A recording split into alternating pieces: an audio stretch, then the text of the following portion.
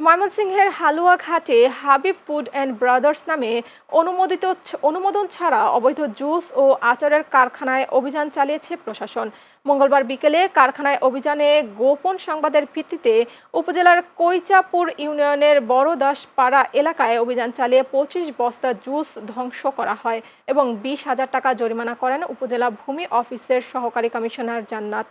অবৈধ অনুমোদনহীন কারখানায় অভিযান অব্যাহত থাকবে বলে জানান এক্সিকিউটিভ ম্যাজিস্ট্রেট ও সহকারী কমিশনার জান্নাত।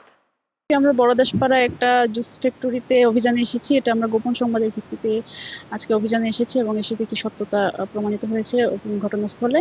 সেই প্রেক্ষিতে আমরা যথাযথ কর্তৃপক্ষের অনুমোদন ছাড়া অবৈধভাবে জুস প্রোডাক্ট এবং আচার দুটি প্রোডাক্ট প্রোডাকশন করার কারণে আমরা প্রায় ২৫ বস্তা খাদ্যদ্রব্য ওখানে জুস ছিল, সেগুলো জব্দ করে ধ্বংস করছি এবং ভোক্তা অধিকার আইনে তাদেরকে অর্থদণ্ড প্রদান করেছি এবং তারা অনুমতি ছাড়া প্রোডাকশনে যাবে না সেই শর্ত মোতাবেক তাদের কাছ থেকে আমরা মুচলেকা গ্রহণ করেছি।